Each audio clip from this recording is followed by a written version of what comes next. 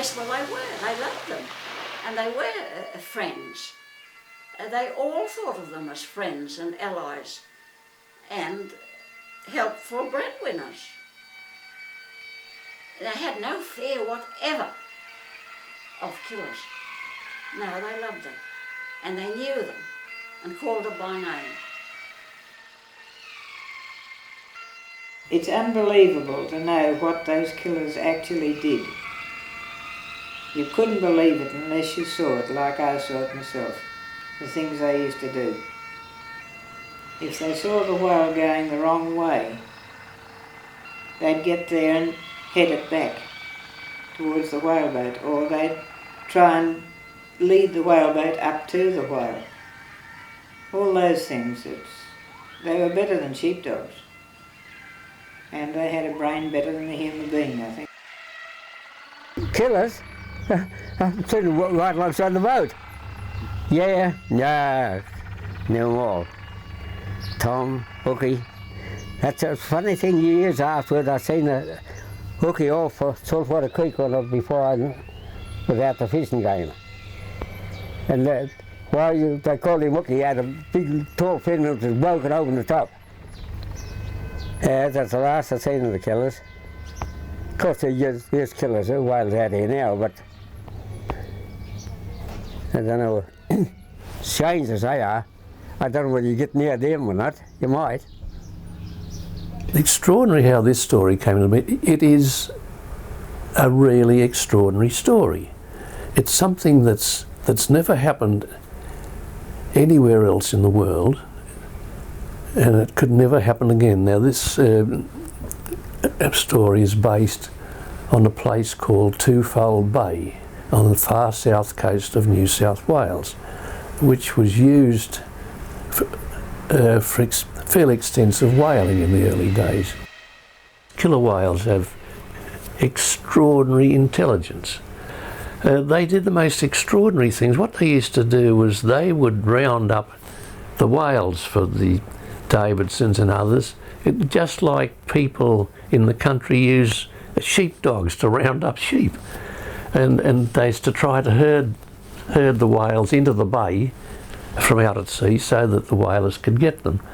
For instance, at night, if the killers bailed up a whale coming up along the coast, most of the pack would stay there trying to push it into the bay, and some of the others would swim into Twofold Bay just outside the entrance to the Kaya River where the Davidsons' home was, and they'd throw themselves out of the water and smack their tails down on the water to make a loud noise, so that the men would jump into their boats and follow them out to where the others had the whale. Yeah, the fact that Tom used to breach or make a noise and jump around and flop tail here as he did, didn't mean there was a whale close by. I mean the whale may have been out at across the side of the bay or over at Eden or down in the other side around Edram somewhere. But once the boats were launched, we used to be up. They were kept at the ready just here in front of the building. They would head out, and Tom or whatever whale or whatever killer whale was there would lead them out. And they'd follow him out to where the whale was, and the other whales would have him, the other killer whales would have the whale sort of held up perhaps in a bay somewhere where they could get at it rather easy, and kept it in the bay until the boats sort of arrived.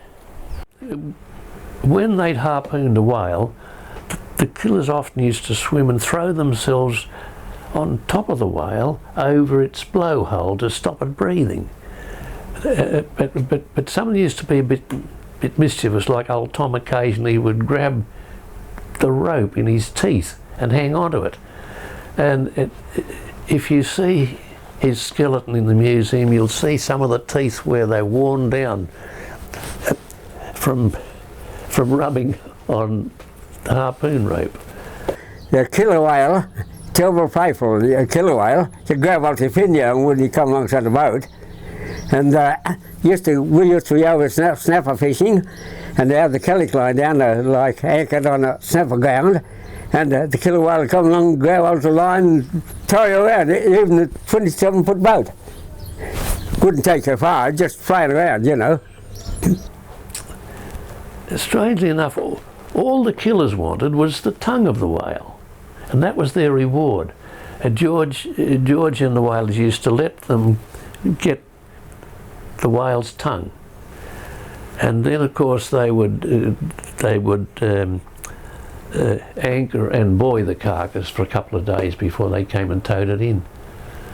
They had their try works just near the house, inside the mouth of the Kaya River.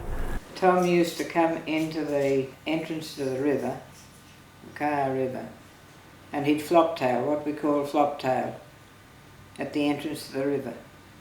And old George would be up on the headlands watching, because he heard this flop-tail, and he'd go straight up there to watch. And Tom would be there flop-tailing until he saw the whale boats come out. Then he would lead the boats to wherever the whale was trapped, and the killers would be swimming backwards and forwards across this entrance to keep the whale in that until the boats came out, and then they'd help. And the boats could get into and harpoon the whale. And I was there the whole time. To my way of thinking, they're even better than sheepdogs. They really were. They had minds better than the human being's mind. And when you're standing here, you can sort of see the distance they had to contend with from the lookout here to ride a horse or to walk back round to the station, which would take them probably half an hour or more, depending on what they were doing. It would be a lot faster for one of the killer whales to actually swim from here straight round the point and into the heart and round the river and alert the whalers around there. They would probably do it in a matter of minutes. They were very fast swimmers. These killer whales had been going to Eden for many, many years, and everybody in the town knew them all, knew them by name. The kids in the street knew, oh, there's Tom, there's Hooky, there's Humpy. They knew by the shape and the colouring of their fins and things. The whole town was immersed in this. There's one day they were playing cricket. The whalers played some team in town, and this went on, and the match was at a vital stage when somebody yelled, "Rusho!" That's what they used to call it, Rusho. So they all dropped bats and stumps and everything and raced for the boats. There's another time, the church, there's a little church still there in the town, down on the edge of the cliff, and that was the Catholic church. And the priest was saying Mass in the church one Sunday morning, and he just near the finish, and he turned from the altar round to the congregation and said, Dominus vobiscum. And he looked, the church was nearly empty. Someone had come up to the door and said, Rusho, Rusho. And they all rushoed out of the church. Oh, it's exciting. You know, these fellas rowing like their house out, chasing a whale around the bay. I don't know who had our money on the whale or the chasers, but it was an exciting thing to see. Very exciting. You'd never witness anything like it again. You couldn't go alongside with the killer whales with an ordinary boat. Oh, no chance at all. But they knew the whale boat. You would straight away. Because of the colour, Jack, wasn't it? Hey? Because the different colour? Yeah, the green, and not only that, they knew that probably if you got a dog and got it chained, they knew exactly that's the boat that they used to kill the whales with, see? They recognised the people. Well, they did. They knew. Well, they did. But they must have known that they were helping, and they must have known the boats. They had to. Because I once asked, why didn't they help the opposition? And the only explanation Dad had was that their boats were white and that our boats were this dark green with lighter green gunnels. Quite easy to distinguish. But yes, oh yes, they were friends and allies and completely trustworthy. as far as the Davidsons went, and the Darkies. Yeah. And our people say my grandfather, he was a harpooner, and the whale would come up like that, and then they'd be in the boat. Then he's got to come up somewhere here and wait for him, and when he comes up and out of the water, and then he sticks him with a harpoon. Then he says, "Stand a move," and then they pull back and they get away, because his tail comes over, and they're away from it. That's how they get him. My grandfather, they were, and the killer whales used to come in, and when Dad and them was there, they'd be laying down in the ear and they'd be splashing the water like that, hitting the water, making a sound, and our grandfather singing, "Whale here, come on, get up." And they all get up out of bed, and away they go, and then he takes them out of the bay, to ride around, and all the other killer whales got him there, right up near the rock. And that's when they go up there and they get him, then, yeah. And then the tongue is what they get. They love that. And they all share it between themselves. And yeah, they were good workers, the Currys, and Davison loved them, the Currys. They stuck to the job, and everything can work there. This is great. I can only remember like the Thomases and a few others that used to come. Old Albert used to pick the crew, and he'd bring them over there. With some Stewarts and different ones like that, but they had the huts down at near the water, down on the edge near the boat shed, and they slept there, and then they ate at home up at the house. Oh well, they used to bring Albert used to bring the boat, like a crew over about May, I think, somewhere in there. And then they'd be there till November, October, November.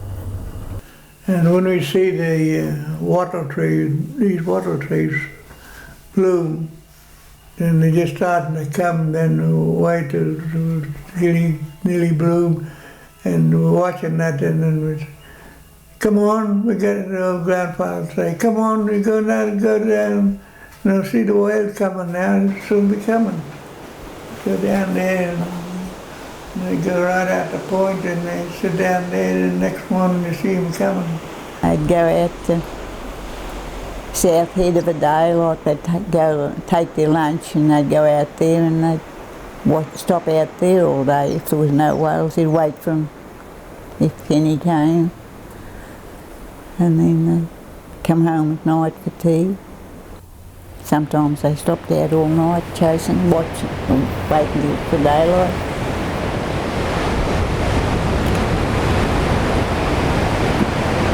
We're standing here below Boyd's Tower on the southern side of Twofold Bay, right on the point of South Head, where they watch for the whales to come by. The killer whales themselves actually lived in quite a lot in one particular pot of them. But Tom's group, as they call them, lived in an area south of here in a bay called Leatherjacket Bay, which is probably a bit part of a kilometre just south of here, and in that little bay just round the corner. And they used to congregate there and sort of remain there, and any whales that were coming up the coast this way, they would herd around the corner and into Twofold Bay to where the whalers would be alerted, and they would come out and go about their business of harpooning one or two, and do the best they could there. And also what I heard, and supposed to be fact, that a second lot lived further out to sea, and they would, anything that went out wider and escaped this pack in that was near the coast, they would sort of help to bring them in as well from out there. So they didn't have much chance sneaking by here of a night without the killers or someone picking them up. The other side of South Head down there, and that white, and I reckon the bones on the bottom there. The killers used to live there every year. That's the remarkable thing about them. Killers out there used to come back to that same place every year, didn't they? Mm-hmm. Yeah, God. How they knew, see? Dear. But they must have known the boats well, because in the days when there used to be a crew kept at South Head, a boat and a crew, as well as the watchman, and the killers would continually play about the boat, around about the boat, and never do any harm, of course. But so that was why South Head was, because the boat was always there in those days, and the killers were very often there. It was called home. See, because many a time when I was a child, I heard somebody yelling, "The killers are home! The killers are home!" That meant they were seen out of South Head. And that was the beginning of the winter chase, beginning of the winter business, when the killers came home. Yes, it was really, you know, a wonderful era when you look at it from that point of view, from the killer's point of view, and the livelihood point of view, because of the killers working so wonderfully with the chasers, with the people who wanted to kill them. And they all knew, the killers knew as well as anybody else, what was happening and why it was happening, and they were going to get a tongue.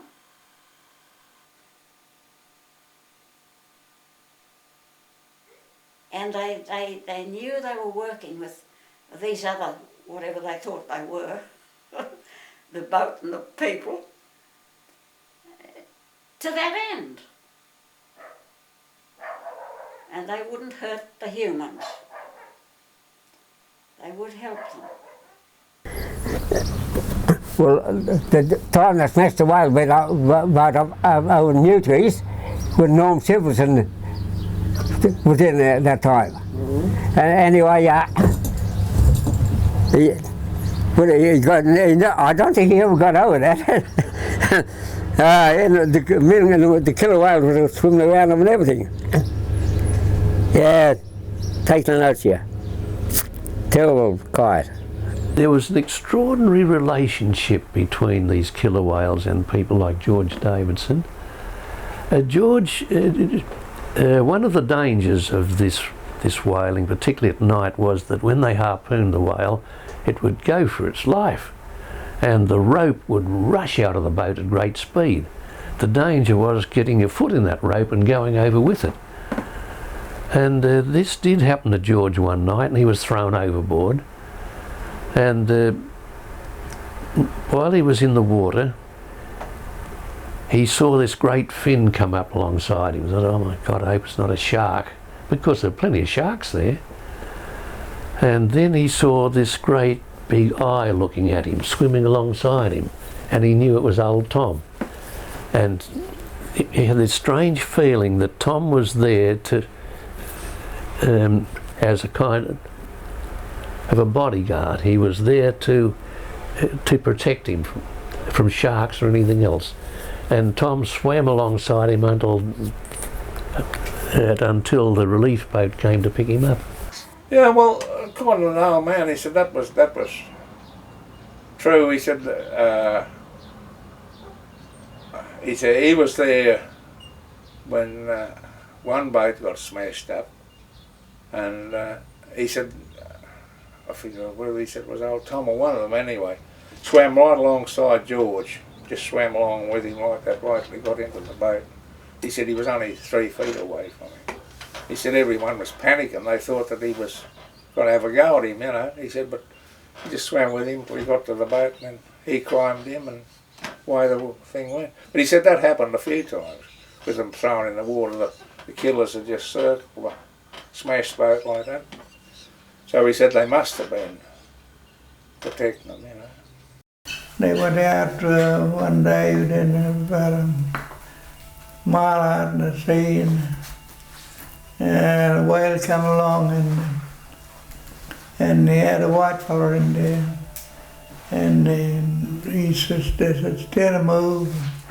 When he stuck the whale, and then when after he stuck the whale in, and each paddle it missed the water, and then their paddle right over the top of each paddle, and it smashed the boat.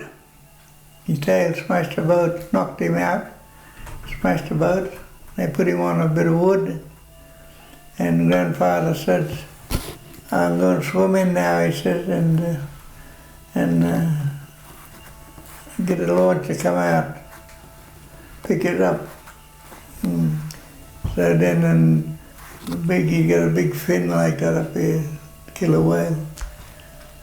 And he come up under grandfather, and grandfather got out of the thing, he started legs open, and away he took him in.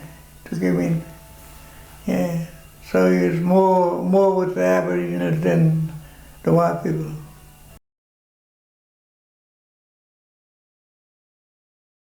Aborigines reckon they were them come back, the killers. They wouldn't, if anyone hurt those killers, that was it. Yeah. They were sacred to the Aborigines. They reckon they came back in the killer form. That's what they reckon, you know.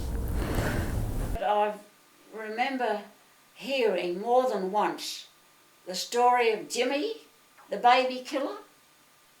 There was a baby born to the killers. And of course everybody was fond of it and treated it like a baby, and it was allowed to do anything it liked.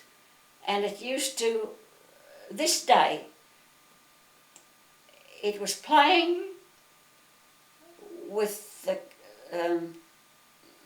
anchor and the rope of the anchor. And somehow it got itself caught in the rope and it drowned. And Dad said the blacks kicked up a terrible fuss. They were heartbroken. And so everybody else was too. It was long before my time, so I don't know personally about it. But that's how it died. It was playing with the rope of the anchor of some boat they had anchored somewhere, and got caught in it and drowned.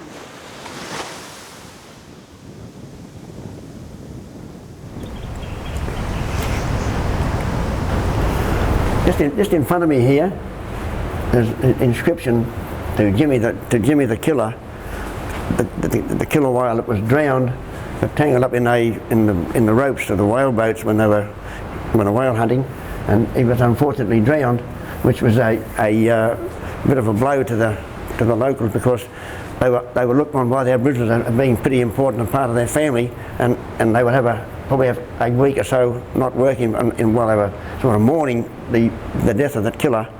And also their belief was that when an Aboriginal died and left, sort of thing, that was no longer around, they would be replaced, another killer would appear, and they reckon that it was reincarnated in the form of a killer whale. And that was a very strong belief, and they were very protective of the killers and all that type of thing. Actually, in one instance, south of Eden, on one of the local beaches, there was an occasion where Jackson, one of the local very prominent killer whales, chased a grampus, or correctly named a minke whale, high and dry up onto the beach, and it was the killer whale was attacking the grampus right out of the water, and the killer whale itself was killed by a local, which was a bit of a disaster. And the chap that done the knifing, that killed it, was chased out of town before the locals got hold of him. He had to leave because they were either the Aboriginals or the whites certainly would have hung him, because it was very important that sort of thing didn't occur. Was 30 odd, I think Dad said, when he was, like when grandfather was waiting. But they kept dwindling down. I've heard Dad say that the Norwegians shot a lot. Like, he got them protected in the end. I just know Dad started going in the boat when he was about 12-year-old, I think. Because grandmother didn't want him to go, and father said he can you know, use an oar and that, so he said let him go to him. George Davison was only a boy when he first went out. He went out with them at night after a while, and they got to the whale out at sea, and George's father, John Davidson, made George get up and harpoon it. I mean, just imagine a fairly young boy that being given the responsibility to do that, but of course in the old days that's what fathers used to do. It was just his job. Grandfather and great-grandfather and him, they just followed one another's footsteps. Old George Davison, he was gamest man you ever seen in your life. He was a real gamer. And he was the one that done all the harpooning. His game was Ned Kelly, but gamer. Good man, good fella. A good family, a lot of them. George was my father. His cousin called him Fearless George, and a lot of them called him that. I think it was a good name for them all. But I think there were a lot of brave men that whaled in those whale boats. I don't think you'd find any that'd do it now. They would be out at night because they'd be wrecks, cold, hungry and wet through when they got back. I can remember that. They'd come home after a chase, they'd be full of, I can remember this bit, they'd be full of stories about what the killers did. Jackson did this, Typee did that, and Tom did something else. All most unusual and interesting stories. What people did and what the killers did. And sometimes it was pretty miraculous, really, what they did out there in that cold and wintry night time. There was another night at sea when they had a Norwegian fellow worked in the boats with them called Peter Lyer. Peter Lyer's leg got caught in the rope and he went overboard and was drowned.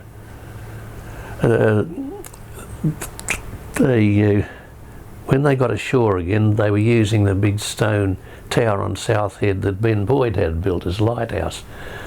And George carved in the stone on the window ledge, "In memory of Peter Lyer, killed by a whale." It's still there. The story that we always heard was that the boat got smashed, like, and they were thrown out, and Dad always reckoned that he got caught up in the rope and the whale towed him under, like, because they never ever found a whale or him.